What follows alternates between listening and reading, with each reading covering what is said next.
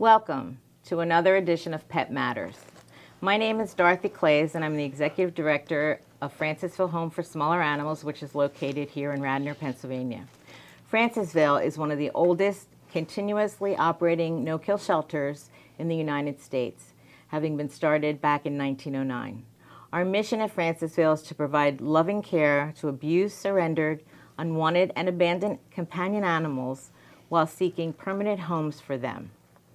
Today, my guest is Laura O'Kane, who is the Executive Director at the nonprofit Paws and Affection. Laura, welcome to Pet Matters, and thank you for being here. Thank you for having me. So in addition to Laura, we have a special guest with us today, and her name is Winnie, and I'm going to let Laura tell you a little bit about her. So this is Winnie. She is one of our dogs in training in our program. She's about 1.5. She'll be 2 in August, and she is a purebred golden retriever. Now, how long has Winnie been with you? Since she was 8 weeks old. Okay. So all of our puppies come into our program at 8 weeks and start their training and then stay with us till they're about 2, and that's when they venture out into the world of their working life. Okay. So why don't you tell me what exactly is the mission of Paws and Affection, and when did you guys start this great organization? So our mission is to train and place service, companion, and facility dogs with children who have a variety of disabilities in the greater Philadelphia area, as well as training the public and the community on the role of service dogs and how they help people. And what is your target audience? Is it anyone with disabilities? Is it adults? Is it children? It's just children. Our age ranges, we place dogs with children who are between 9 and 20. Okay. In the world of disabilities, you are not really considered an adult until 21. So that's how we're able to go above 18. Okay. And what is your role in the organization, and how long have you been with Paws and Affection? So I'm the executive director and founder. Mm-hmm. We were founded in 2013, mm-hmm. and now it's 2020, so we're in our 7th year. And my role as executive director is, as you know, is everything. A little bit of everything, yes. Yeah, from fundraising to event planning to procuring dogs to training programs to, picking up poop. We all do it. Is this something you've been with from the inception? Mm-hmm. Yes, I'm the founder, and I had a partner. Her name was Susie, and mm-hmm. She and I did it together in the beginning. And she's just recently moved on to become a board member in 2019 because mm-hmm. she had to move to New Jersey with her husband's job. That's terrific. I've been around from the beginning. You've been from the beginning. Well, that's a great way to do it, though, because you know everything from mm-hmm. in the organization. Yep. There was one thing I read on your website, which I thought was a great quote, and so it was regarding your organization's philosophy, and it says, "We believe puppies raised with love, reward-based training, and a heavy dose of socialization early on make the happiest, most capable service dogs." And if I can just add to that, that is a great way to look at raising any puppy or any dog. Thank you. So is that the basis of the philosophy for all the dogs that you bring into your organization? Yeah, I mean, love and relationship is really what it all boils down to. We like to give them our utmost support for all of their life. So if they know that we have their back and that we love them and that if they make a mistake, it's okay. And you know what, if you don't want to do it today, that's okay. And we're still going to love you, and we're still probably going to give you a treat. Mm-hmm. So tomorrow we'll try again. And that instills confidence in them for when they get bigger and older so that they can make decisions on their own and they can problem solve. And they know that if they make a mistake, it's going to be okay. Mm-hmm. And just as if you have children, if your children make a mistake, you still love them. You still give them dessert at night. You still put them to bed in their bed and give them hugs and kisses. And dogs are the same way. Like we're here for them from beginning to end. And doing that at an early age and giving them that feeling of I can do this and I have a choice. Mm-hmm. I can get in my crate or I can not get in my crate, and they're still going to be okay with it. And then that's where we as trainers need to change the incentive. Like, well, why don't they want to get in their crate? Let's ask ourselves that. We need to change our own thinking. Are they scared of it? Did something bad happen in it? Do I just need to toss some food in there so that there's an incentive to enjoy it in there? Do I need to let them out sooner? Like, we have to use all of our own problem solving to figure out how to make things work. Because our other part of our philosophy is the dogs never do anything wrong, only we do. Oh, that's so refreshing. Because dogs only do what works. Yes. So if something's not going right, it's always our fault. And we have to change our way of thinking or asking or teaching. I totally agree with that. And at Francisville, we consider every animal an individual. So we look at, especially, we try to look at them as the same traits and personalities that people have. And, sometimes they like someone, sometimes they don't, they like different things. And it's really great to hear that it's all positive reinforcement, because there's so many, well, I shouldn't say so many, but there are trainers out there who use the negative, and it's just so, it's just not very productive. Yeah, I always say we kind of take positive reinforcement to a new level. So it's like, not only will I give you a treat if you do what I ask of you, I'll also give you a treat if you don't. And, another thing I say is it's unicorns, rainbows, and candy canes. Like, everything's just happiness. It's all just good stuff. And when things go wrong, we'll just try again later. Terrific. There's no reason to get mad at them or to get angry. I mean, we can get frustrated with ourselves, like, what am I doing wrong? What am I not asking right? But there's no reason to get frustrated with them. Right. Well, now I know that you have 3 types of dogs that you train. So there's the service dog, the companion dog, and the facility dog. Correct. So can you give us the distinction between the 3 categories? Yes. So it is confusing. So service dog is a term that is recognized by the ADA, the Americans with Disabilities Act, and that is a dog that is individually trained to help one person to perform tasks that mitigate their disability. So that's like the very official technical definition. What it means is we take one dog and give them to one person, and that's who they work with for their whole life, the dog's whole life, their working life anyway. So they are with that person anytime that person needs them, at home, at school, in public, wherever that a person is allowed to go, a service dog is allowed to go by law. And they're there to support them in whatever ways their disability asks for. So, for example, if someone has a mobility disability, the dog could be there for them to lean on, or to open a door for them, or to turn on a light switch. If someone has diabetes, the dog is there to sense and alert when someone has low blood sugar. So those kinds of things are all things that service dogs can do. And many more too, of course. And then a companion dog has all those same tasks that they're trained to do, and they're matched with one person, but they don't go out in public. So they're what we call a home helpmate. So they do all of those tasks, whatever the person needs, but at home. So the person goes to school without their dog, they go out in public without their dog, but at home it can be very helpful. And when we first started it, we thought, well, everyone will want a service dog. Who wouldn't want a service dog? That's the greatest thing. But because we place with children, we learned that most children don't go out in public without their parents, whether they have a disability or not, I see. So that just became another thing for the parents to have to handle in public. And they might have other children, and they have a child with a disability. So what they really needed was that dog to help the child at home, because that's when they might need to go do something else, but they know their child's safe. So for example, mom's doing dishes in the kitchen, child's on the couch, child is safe, child is fine, but child can't get the remote, or child needs help going to the bathroom, getting to the bathroom.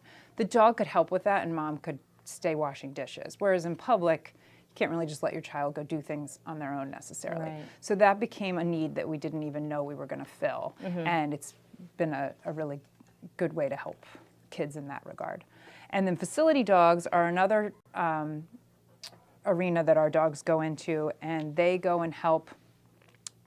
They're placed with an able-bodied adult who works in a place that helps children. So maybe a school, maybe a therapist, maybe a hospital, that kind of thing. And the dog is working with many children while being handled by the professional to achieve therapeutic goals. Okay. So in the classroom? In the things classroom like or therapy. We don't have one in a hospital yet, but that's another thing that they could do is work in a hospital and go visit kids who are going to have blood work or are getting difficult test results, that kind of thing. So now, do you have any in facilities right now? We do. So we have our dog Kelly is a black lab poodle mix, and she is at AIM Academy in Conshohocken. Okay. And she's been there now for this is her 3rd school year that she's in right now. And she works with an occupational therapist, a speech therapist, and the guidance counselor.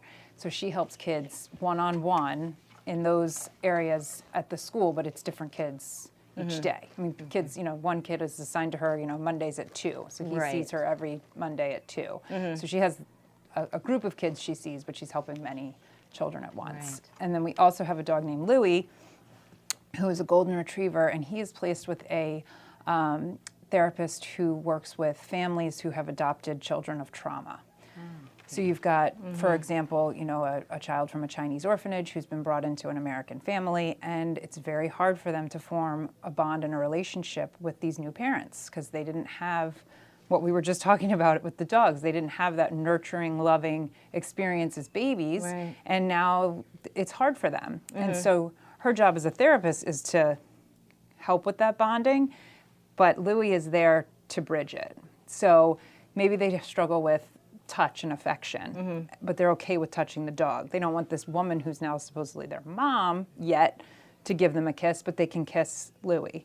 And then the therapist can bridge it so that, you know, they can move towards that. Or talking about your emotions. So we taught Louie 4 emotions: mad, sad, glad, and scared. And so he can demonstrate what those look like through his own body actions, and then they can talk about it. And it's much easier as a child, probably as anybody, but as a child, to talk about how the dog looks and feels when they're scared versus myself. That's wonderful. So it's a wonderful Yeah. thing as well. And then we have one more.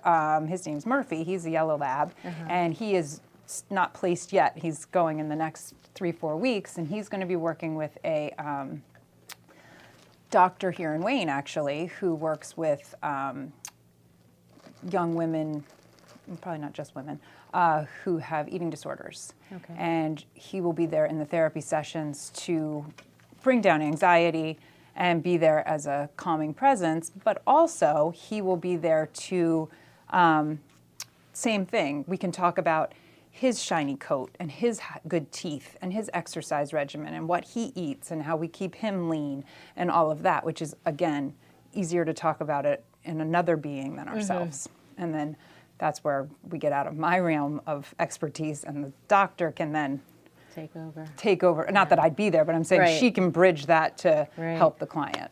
Wow, that's fascinating.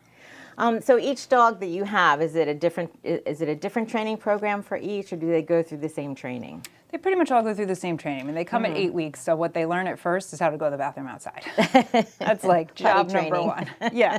So they learn that. They learn sit and down and stay and how to be loved and, you know, grow their confidence. And they all do that in the beginning. And then as they progress, then we start learning the little bit more complicated tasks. And they all kind of learn everything. And then that helps us see where their strengths are. So if we have a dog that doesn't like to tug, then that tells us a better idea of what they might be good at as they go towards their placement role. And then once we make the match with their person, we're able to abandon what skills they have that they're not going to use. So for example, Murphy knows how to turn on a light switch with his nose, but he's not going to need that skill as he goes and works in the therapist's office. So we're not going to work on that anymore, and we're going to practice more intensely the things he is going to use before he gets placed. So up until they're matched, they all kind of get the same, and then it goes from there. Then it goes from there. So now, how long does that training take until they're at the point where you know which area they're going to go into? So at about a year, we have a pretty good idea of what their strengths are. And then at about 18 months, we start to do a match with the person where, you know, we look at our application pool and see Right. where that's going to be best. Right. And then once we get the match, we work on the more specific skills and training them with the person. So are there any dogs who just don't make it? There are. Honestly, it's about half. Is it that high? It I is. was going to ask you a percentage, but I thought there's probably a few, but they just don't have it in them, I guess. They don't, and we're asking them to do a really lot. hard job. Yeah. Right? Like I have an 18-month-old puppy next to me who's just laying here quietly while you and I talk. That's not an easy thing for an 18-month-old No, it's dog to not. do, and she's doing a great She's job. wonderful. Because she has what it takes, right? But they don't all have what it takes, and that's okay. And we let those dogs go as pets, and they're wonderful pets. People would love to have them as pets. They have some sort of issue that made it so they can't be a service dog, but they're great dogs. So at what point do you know that they're not going to make it? I mean, how far into the training does it become apparent that they're not going to do it? So it varies. I would say at about 6 months we have an idea. Okay. Sometimes the things we see we can let's give them a little more time. Let's work on it. Let's focus on whatever that thing is and see if we can help them through it, and maybe they'll outgrow it or we can train it away. Right. But genetics are real. And Right. a lot of times the genetic makeup says, I don't want to be a service dog. And to go back to the beginning of our philosophy, then that's okay. We're not okay going to make too. you do something you don't want to do, and it's not going to work anyway. If I make this dog that doesn't want to be a service dog be one, they're not going to help the person. And that's the whole point, is to help the person. Right. So if we set them up for failure, we're setting the child up for disappointment, and that's just not worth it. So where do you get your puppies? We actually get our puppies from breeders. That way we can get them at 8 weeks old. So they've had pretty much nothing happen. They've been with their mom, you know, for the first 8 weeks or however long they're with the mom before they leave, but they're with their litter mates up until then. And we can get as much information on the parents as possible as far as health, temperament. We can even meet them sometimes, and we can meet the litter mates. So we can get an idea of what we're looking at Right.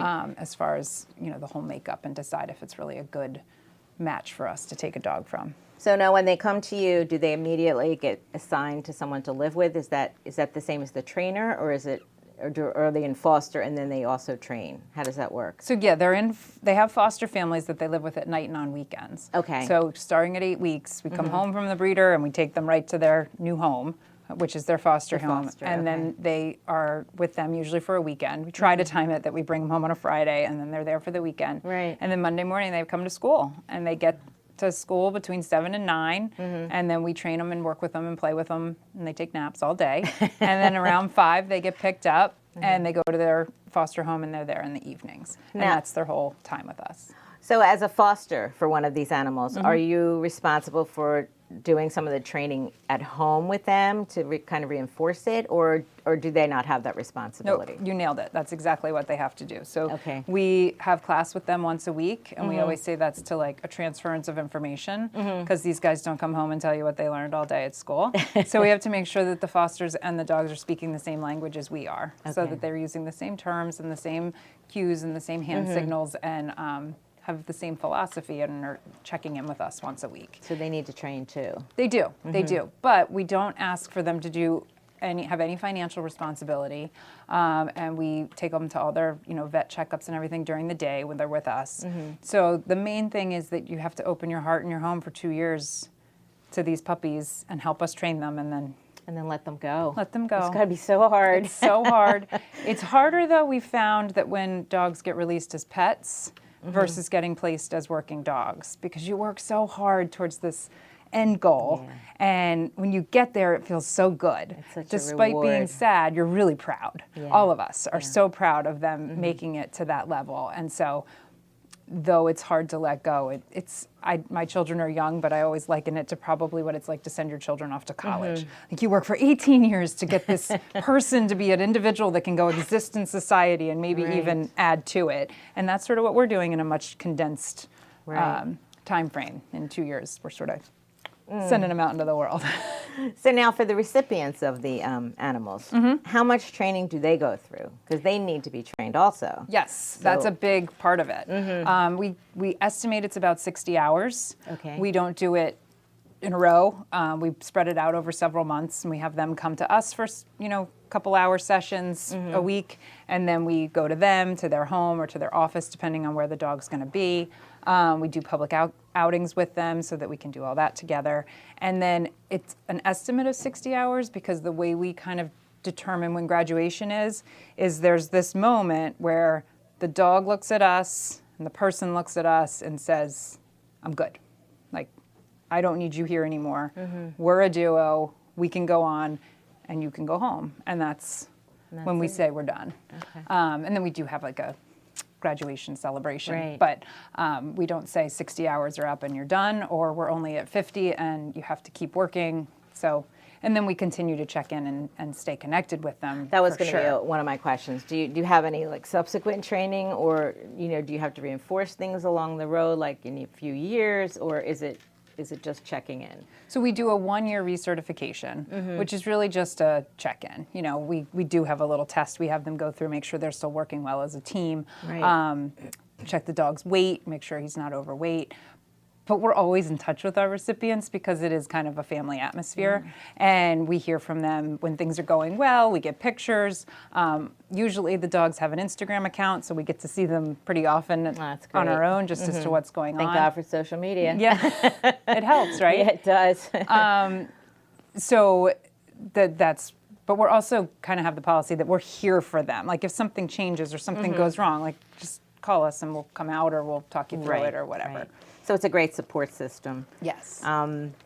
Now, as far as requests for the different types of dogs that you have, which is the most in demand, should I say? Is it the service dog or the companion dog or a facility dog? I don't know what's in most demand. We've placed the most facility dogs, I will say. Okay. We have, once Murphy goes, we'll have 3 facility dogs out there.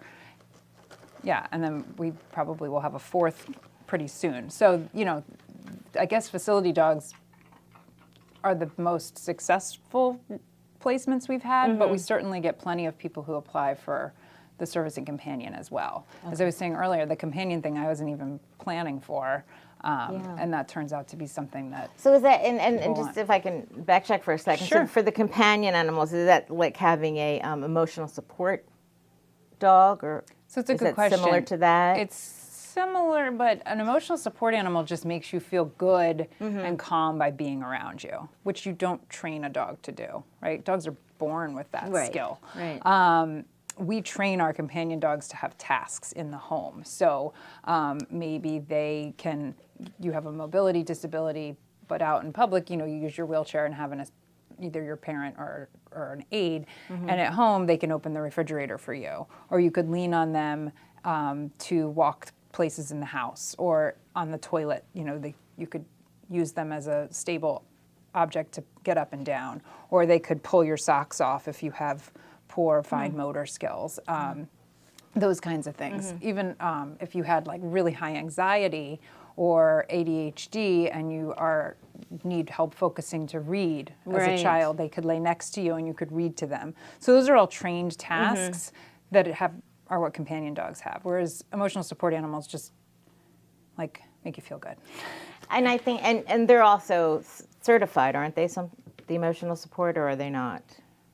That's a tricky topic. Yeah, because we get people who will call up and want to adopt an animal as an emotional support animal. But it's not that they have a disability per se. They just want, I guess, an animal to feel good. Yeah. Although an animal makes you feel good, like you said, no matter what. Yeah. So the companion animals are actually trained like a service dog, and they do everything. Just at home. And they can still travel outside the house even though they're not going out. Is that correct? Sure, but they travel like a pet. So they don't wear a vest. Okay. They don't have any of that. rights, but neither do emotional support animals. Despite. I know. It's a big topic right now. So now, is your organization, I know you do the facility dogs at different area organizations, but how about within the community, education-wise? What do you do in that realm? So we often get invited to schools. We come and present to like an entire grade and talk about, when we do that, we talk about what a service dog is, what a disability is, and how we kind of talk about it, right? And that we don't say a wheelchair-bound person. We say a person who uses a wheelchair, right? Like person-first language, and how important that is and how to think about things like that. And then we talk about service dogs, how they can help, what they can do, and then we demo how we teach it, and the kids get to come up usually, and a couple of them get to participate. And then we just talk about general dog body language and interacting with dogs. If a dog is telling you, I don't really want to be pet by you right now, don't pet them. How do you know they don't want to be pet? It's okay maybe not to, if the adult is telling you the dog is fine, but you can read it as a child, it's okay to not pet every dog you see. And so we kind of talk about general dog behavior that regard and educate kids. I like to educate kids because they'll take it with them. Oh, it's so important. Yeah. Yeah. So that's kind of the biggest thing. We call that our community canine program, where we'll come into schools and talk to people. We also do Girl Scout troops, and we've done other kinds of things. Sure. Well, now, what about as far as the public? What is it that what you need as an organization? Do you need fosters? Do you need trainers? What is it that you're looking for at this point, if anything? Yeah, so we love support. You know, we love people who are part of our community in whatever realm makes them happy and that makes them feel good. You know, we have volunteers who come. We have the foster families who are tremendous volunteers. They volunteer pretty much every day and open their homes. We have events where we love to get everybody together and feel that sense of community and share who we are, but also raise money so that we can keep the whole engine running. And then we also board members. I'm sure you have a board as well. We certainly do. So we can always use strong board members. So now, if somebody wants to apply for one of your animals, or they want to maybe apply to become a foster parent or a volunteer, how would they get in contact with you? So you can go to our website like you did, and our emails are there, and there's FAQs on all of those topics. For applicants, the first step I like to do is set up a phone call with me, so that we can really find out if we're a good fit for you and you a good fit for us. So that you don't download our application and spend all this time, and then I say, oh, you live in California, or oh, you're not the right age. So we kind of go through that first, and then as far as fosters and volunteers, we have an application and always looking for more. Well, terrific. So now your website is pawsandaffection.org. So anyone out there, if you're looking for the services that Laura and her group provide, please go to that website.